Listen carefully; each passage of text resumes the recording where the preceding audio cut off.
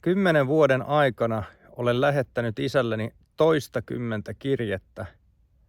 En ole saanut häneltä yhtään vastausta. Hän ei ehkä kykene. Enkä minä sitä häneltä. Minä en siitä häntä ratkaisevasti tuomitse. Mutta se, ettei hän suostu kuuntelemaan ja havainnoimaan sekä säätelemään omaa käytöstään silloin, kun häntä usein, siis kuten sanottu, täysin mitättömistä asioista rupeaa ärsyttämään, sitä minä en voi hyväksyä. Enkä sille inhottavalle, loukkaavalle käytökselle aio alistua.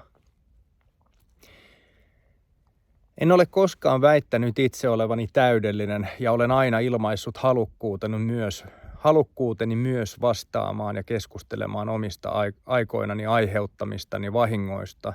Ja voin kirkkaalla omalla tunnolla sanoa tehneeni äärimmäisiä korjausliikkeitä viimeisen 10 vuoden aikana ja kasvanut ihmisenä valtavasti.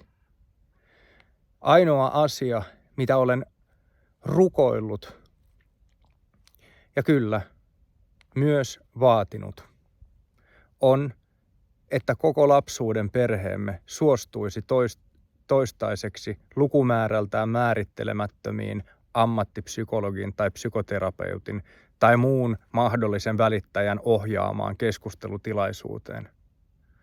Mutta kaikille muille, paitsi äidilläni, on ilmeisesti jostain syystä parempi olla tähän tulematta. En ymmärrä. Olen kärsinyt 10 vuotta valtavasti ja tiedän, että äitinikin on.